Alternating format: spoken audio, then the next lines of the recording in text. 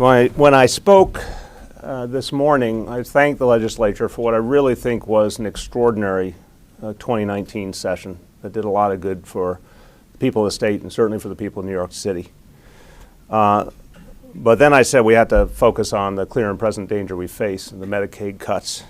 $1.1 billion is the impact that we see coming to New York City. And I want to remind people the fact that in combination with the education and the TANF cuts literally combined would be bigger than the cuts we have actually received over the last 6 years put together. So this is a whole different reality we are facing now in terms of the dangers directed to the city. And I wanted to be blunt about a few things. One, the city of New York, nor does any other locality, does not run the Medicaid program. So the changes that would potentially be transcendent in addressing this crisis all reside here in Albany. Those are not decisions we can make locally. It was quite clear during my testimony from the questions being asked by members of the Senate and Assembly from all over the state that there is a statewide consensus that these Medicaid cuts would be very, very dangerous to the people of New York State and to localities of all kinds all over the state. I explicitly said for New York City what it would mean. This magnitude of cut would lead to the closing of multiple health and hospitals public clinics, would lead to the layoff of approximately 1,300 doctors and nurses. These are really huge, huge numbers, huge human impact. It cannot happen. We have to fight it. Historically, the legislature has been very, very sensitive to these kinds of concerns and willing to stand up to the governor. We're going to work with the legislature. We're obviously going to hold an open hand to the executive branch. If they want to make reforms, if they want cost savings, we stand ready. We've done it with them before. We're ready to do more. The other thing I want to mention is from my address last week, the State of the City, and I talked about a vision particularly related to things like affordability, protecting people who live in New York City from being displaced, protecting small businesses, all under the rubric of Save Our City. A number of these things need action here. Obviously, property tax reform, huge priority. A lot of support for the idea there today at the hearing. Support for NYCHA, an area where the state can do so much more and we need them to. The vacancy tax as one of the tools to address the challenges of small business. I don't want to act like it's a panacea. It's not. It would be a very helpful tool. We need a lot of different things to support small business, but it's one of the things that would stop landlords from kicking out small businesses and then leaving the storefront open and empty. Universal rent protection, that's something that would affect over 2 million New Yorkers, stopping huge rent hikes. Legislation to give people an option that's not a security deposit.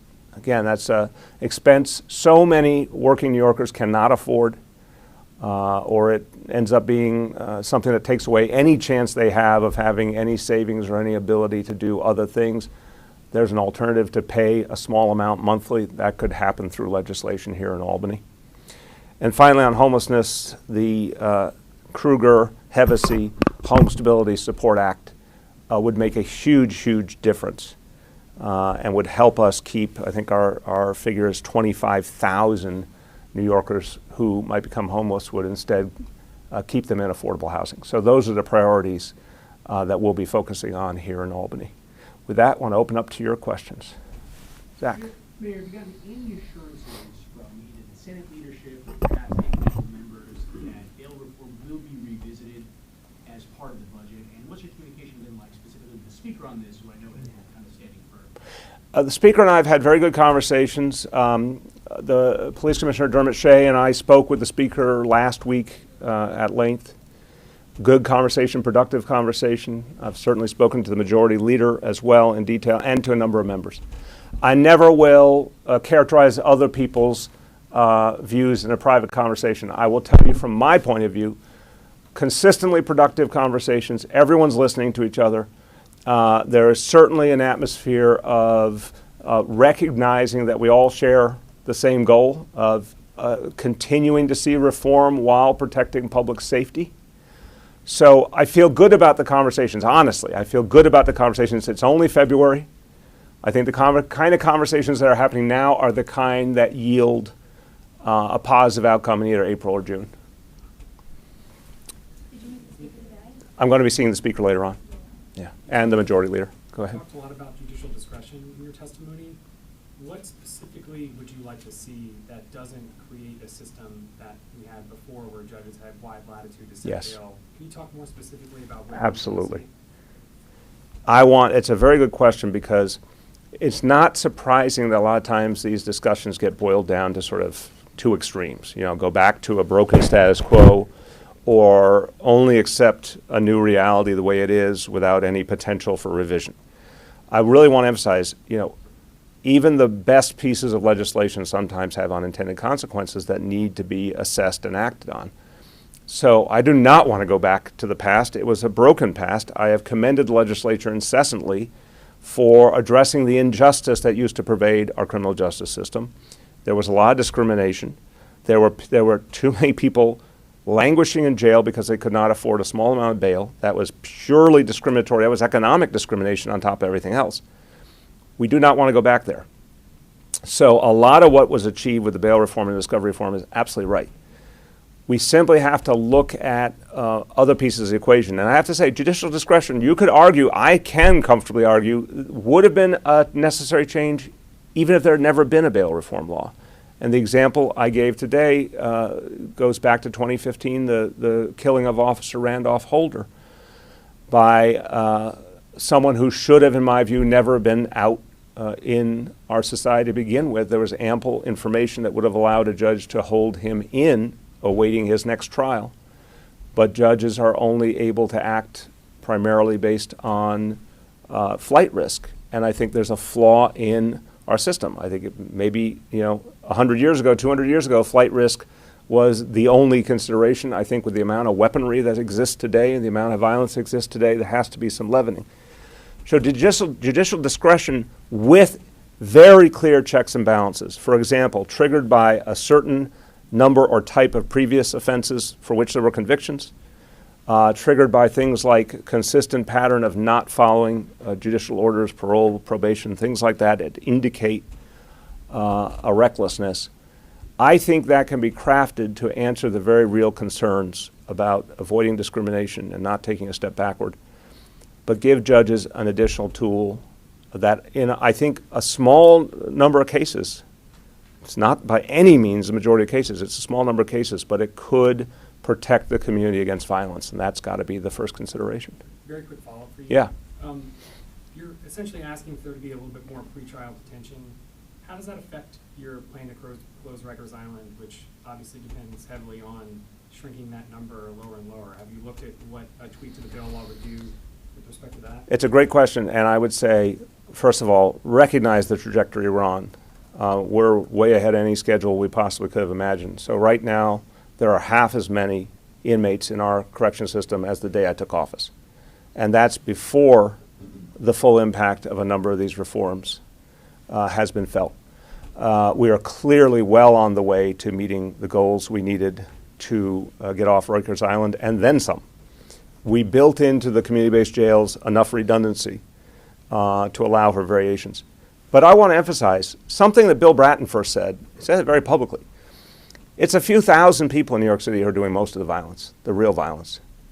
We're not talking about endless numbers of people here who the standard I am suggesting would be applied to. But it would make a huge difference in terms of public safety. So I think it's a very fair question. I believe, based on what I've seen so far, it would not undermine our effort to get off Rikers. Can you comment on Ed Mullen's comments yesterday regarding war against the NYPD? I can. I've thought a lot about it. I have to say, it is just so inappropriate. It's kind of hard to put into words what it says about things that are going wrong in our public discourse. It's absolutely inappropriate. I was disgusted by it. It suggests a kind of breakdown in the norms of democracy that really need to be taken very, very seriously. It's worse for me to see him say that after everything that transpired on Saturday and Sunday, where you had a united front of community members and elected officials and police officials and union officials all talking about the need to protect our officers and speaking out against the hate that has been directed at our officers. And then to see him, after the same message was given so powerfully by everyone involved on Saturday and Sunday, to see him try to foment hatred and division, literally try to make the situation worse. It's dangerous. It is dangerous for anybody in any position of authority to encourage hatred and division. And I've seen already a lot of outrage from people today who think it's not appropriate for anyone who wears a uniform to say things like that, especially someone who is elected to represent members of the NYPD. I think what Commissioner Shea said earlier today and Chief Monahan said is powerful. He does not represent the men and women of the NYPD in terms of his views. He does not represent the leadership of the NYPD. He is saying something that literally goes against the oath that those good men and women took. And I have to say, it's sad when someone feels they can be openly divisive and get away with it. I don't think he should. I think there should be consequences for that kind of speech. I think it's destructive. But do you feel that he is representing at least a small fraction of uniformed officers and or members of the NYPD? I go back to what Commissioner Shea and Chief Monahan, who are lifelong members of the NYPD, literally their entire adult lives. I think they know the men and women of their department better than anyone. Doesn't represent their views, doesn't represent the vast majority of the men and women of the NYPD. The members of the NYPD are not about politics. They're not about division.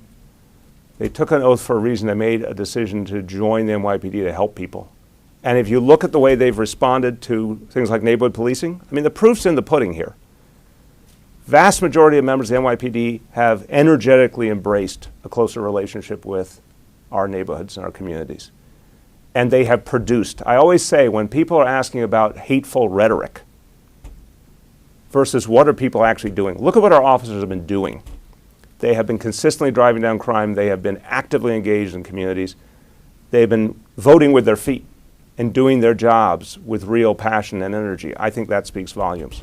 Mayor, what kind of consequences do you need? Today at this hour, I need to know more, but I would tell you that hateful, divisive speech like that, there should be consequences. That's a public official speaking. Do you want him to be stripped of his position? Again, I'm only saying, I'm not an expert in this field. I'm only saying there should be He's consequences. elected to lead this union. In your opinion, should he continue in that post? I've just said what I'm going to say. Mayor, there's been a 22% spike in stop and frisk procedures, according to the NYPD, between last year and this year. What's your reaction to that? The NYPD is saying it's because they're keeping better track of data, but still, 22%. So that's a jump. So what do you think of that? Well, the grand total, and I heard it earlier. Do you have the grand total there? I do, yeah. What do you got? 13,000. Right. I think it's a very fair question to say what was going on with the reporting. And there were real concerns over the last couple of years that reporting had gotten artificially low, and the monitor raised that concern. I think there was truth in that concern, that officers had to be retrained to be rigorous about showing the stops they were making. If you hesitate to document a stop, then something's wrong, right? You should be doing a stop for the right reasons. The polar opposite of what happened in years like 2011, where everybody and anybody was being stopped. There's very specific reasons that justify a stop. And if that gives us 13,000 stops in a whole year, that to me is right. But I think there was some underreporting, and now we're seeing the accurate number, but it's still a number that compared to the 700,000 of 2011 tells us, I think, everything we need to know. A stop is used occasionally now, and when it is mandated or when it is suggested by very specific conditions. That's the way it's supposed to be. Mayor, you, during your budget testimony, you pointed to the idea of raising taxes on the wealthy and address Yes. the budget shortfall. You've obviously advocated for similar proposals in the past. What do you think will make you be more successful this year? And are you confident that that will happen, if there will be some kind of tax increase that yields the budget?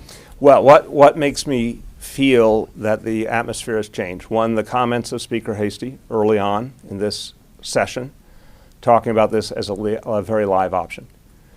Two, this is only the second year in my lifetime where there's been a functioning Democratic majority in the Senate.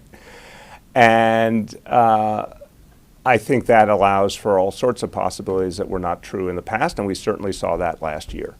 Look, if there's a way to do it without raising taxes on the wealthy, great, let's see it. But I just want to put the lie to the notion that the executive branch has no choice but to burden localities with something they can't handle or throw a bunch of people off Medicaid. I think we have to have a more real conversation here. Which one is it? Are you going to throw a bunch of people off Medicaid? Are you going to make localities unable to pay all their other bills, and for some of them it will push them to bankruptcy? Or raise the cap, perfectly valid way of addressing it, in combination with some good cost savings, some reforms we can all work on together. If there's no willingness to do it, if some of those things are too destructive and the governor's not willing to raise the cap, great. Then do the thing that most New Yorkers and most Americans think is right and raise taxes on the wealthy. And then another tax question. There are two programs in the city, ICAP and REAP, that I believe are up for renewal this year. There's some talk of changes to them. Are you open to those changes? Do you want to see them renewed as is? I think they need to be reevaluated in light of changing circumstance. We did that with 421A, and I want to say my administration aggressively said 421A cannot continue the way it was.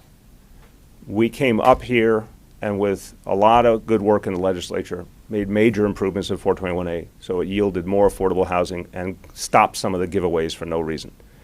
I think every incentive program deserves that constant reassessment for changing conditions, so certainly those would be among them. Any specific things you'd like? Not yet, but we'll have more to say on it.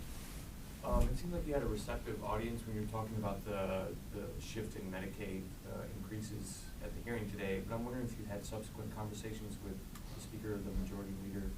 I will right after this. The members, both in the hearing and in conversations after, were extraordinarily supportive. I think they're ready to really fight here.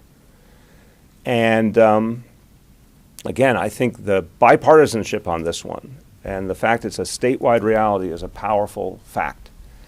But I'll have those conversations for sure with both leaders later on today. And just a quick follow-up.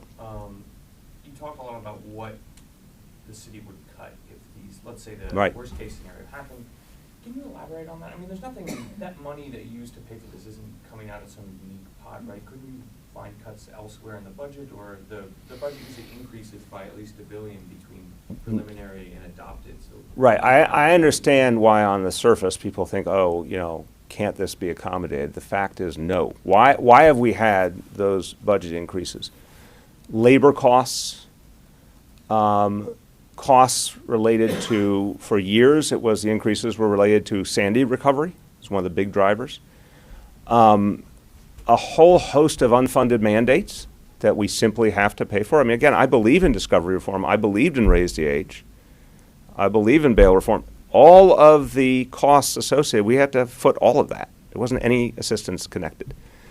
Obviously, the challenge of addressing homelessness and trying to turn it around has been very costly. There's the resources we put into NYCHA, which has been crumbling before our eyes, and there's no federal additional support. And only now have we started to see some state support come in.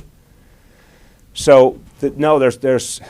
You think about it this way: I think we're the greatest city in the world, but we're also an old city with a quickly declining infrastructure that's getting no serious help from anywhere outside the 5 boroughs.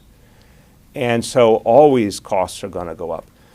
When I talked to our budget director about $1.1 billion, and I said, explain to me what you would do if you had to keep that within health and hospitals.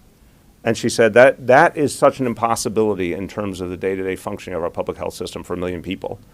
She said, the only thing I could tell you is, here are the things we would do in health and hospitals, and then we'd have to go outside health and hospitals and cut elsewhere. And that's why we talked about cuts to youth services, education, because we would just run out of options. That's how bad it is. Mayor, Yeah. you mentioned during your budget testimony that your administration is going to work with the governor's office to find cost savings and reforms in Medicaid. Have you identified where there are areas within the Medicaid system Yes. We'll get you a copy of Commissioner Banks' letter from a week or two ago. It explicitly says, we project $260 million in savings, $250 million, and some of the most obvious things in the world, but we can't do it alone because the state has the data that we need to achieve the outcome. There are people who move out of state and are not taken off the rolls. There are people who die. There's all sorts of things where we're not maximizing the ability to stop a payment the second it's no longer relevant. That's just one example. We would happily participate in any and all efforts to find savings. Now, can I tell you that I think savings would close the whole gap? No. So something else has to give. The easiest thing, of course, would be to raise the cap. But that's why today I tried to say, here are three pieces. You could use them all or you could use them in some combination, but this is how you get out of the problem. The city doesn't have a representative on the MRT2 panel. What's your response to that? There should be.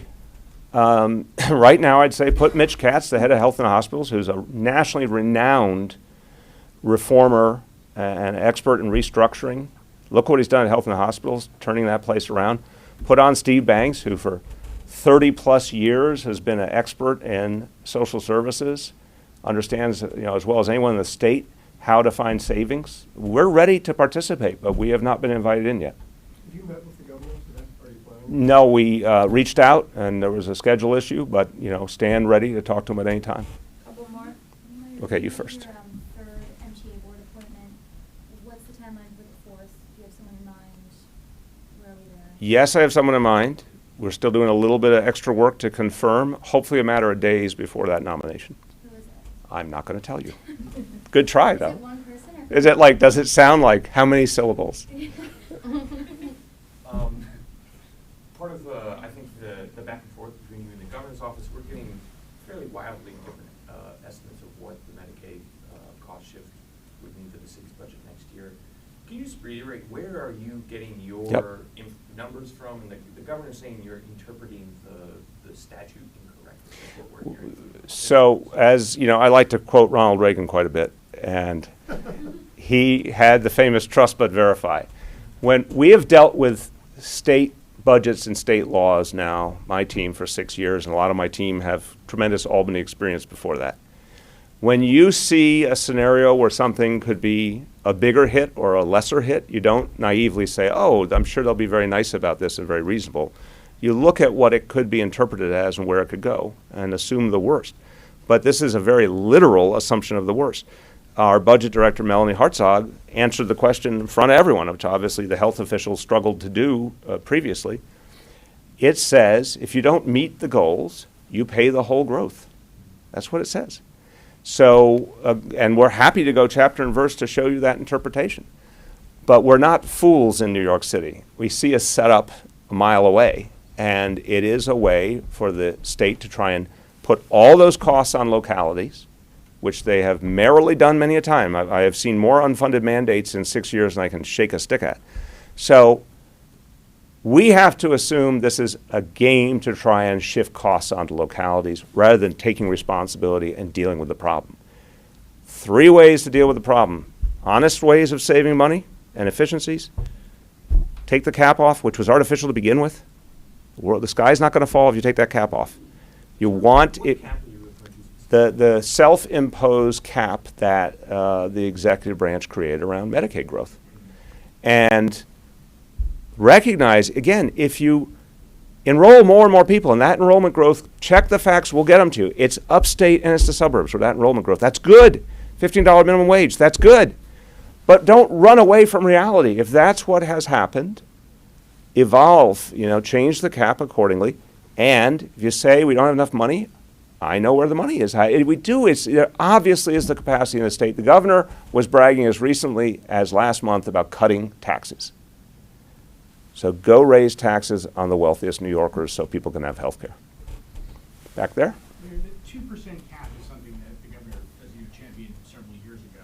And do you think it's been too rigid in its implementation? And do you think just in terms of a policy that is something that can even work in a one-size-fits-all process for a state like New York? I keep coming back to Proposition 13 in California and the horrible damage it's done to the state of California now for decades. That and it is related to a lot of the challenges they're having right now, that local governments could not spend money even on things people needed. I don't think anyone looking back at that history would say, wow, that really worked out well. I don't believe in a tax cap that way. I believe the right kind of tax cap is called elections, where people elected have to figure out how to serve their community and balance the needs of the community versus the revenue they need and what's fair. If the community members don't like it, they can act on that via an election.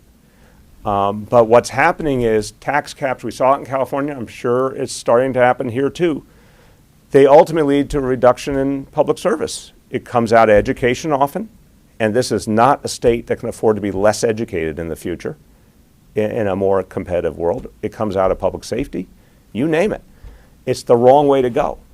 And I also, if someone says, hey, what about working class and middle class people? I'm right there with them. Tax the wealthy more. We are nowhere close to the levels that the wealthy were taxed, even at the time of Ronald Reagan, let alone the time of Dwight Eisenhower, which is when they were actually taxed to the level they should be. It's been this constant giveaway to the wealthy for decades. We should stop being scared to make them pay their fair share. Mayor, real estate groups today filed a lawsuit regarding the new broker rules. Mhm. What are your thoughts on that? I'm not surprised they filed a lawsuit. Look, I think the system is breaking down in this sense. New York City has gotten more and more unaffordable. People have lived there their whole lives are not sure they can stay. I asked at my State of the City how many people felt that the next generation of family might not be able to stay. Like, the vast majority of hands went up. That's unacceptable and untenable. So when you say we're going to take away one of the things that's holding people back, like broker fees, a lot of people are going to say, finally, right? We need that. That's why we're acting on security deposits, to try and find a way to reduce that burden, because people just cannot make ends meet. So I think if it's a way to put money back in people's pocket, it's a good thing. I'm sure there are legitimate issues that have to be thought through, because this kind of came out of nowhere. But we got to be clear, if we don't take these kind of aggressive actions quickly, the place is not going to be livable for working class and middle class people. Last call. You were talking about Pier 76 and Talking about, I'm sorry? Pier 76. Yeah. And clearing the tow pound. But that conversation really came about because of a bill that would revamp Pier 40. Does the city have any plans to either allocate more funds or fix up the initial problem of Pier 40 where the ball fields and the conversation kind of went over to 76. But Yeah, I think and I'll say this, I'll try and say it simply, even though it's a complex matter to say the least. I think the previous legislation would have given us a way forward. I think there were concerns and problems with it, obviously, but it would have given us a way forward to have the resources to act on Pier 40. I think they are clearly related, but I would just say, that issue was about trying to figure out something long-term and sustainable to address it. The tow pound issue, I have, previous to all this, been trying with my team to find a solution to the tow pound. The problem is the sheer scale and size of it and what it means, because let's face it, Manhattan is not only where, a huge number of people live, it's where a huge number of people work and a huge number of people visit. And if those are people trying to get their car back, you can only put it so far away from where they were, right? So we want to find a new location. I say that very comfortably.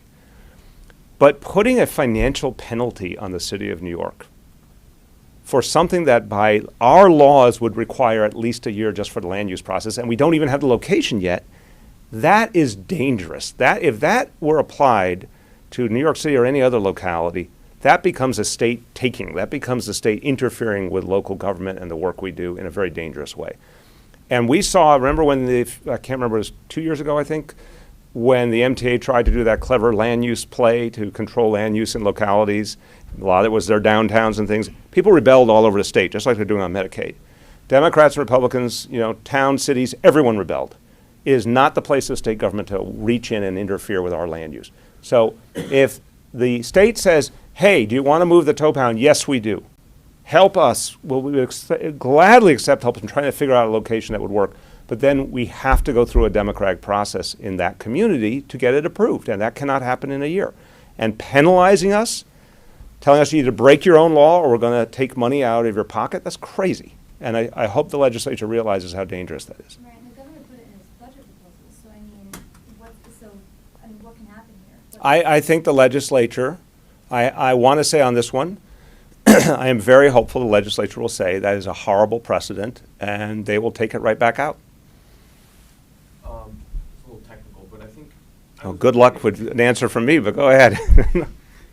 When talking about the role that the city does play in Medicaid eligibility,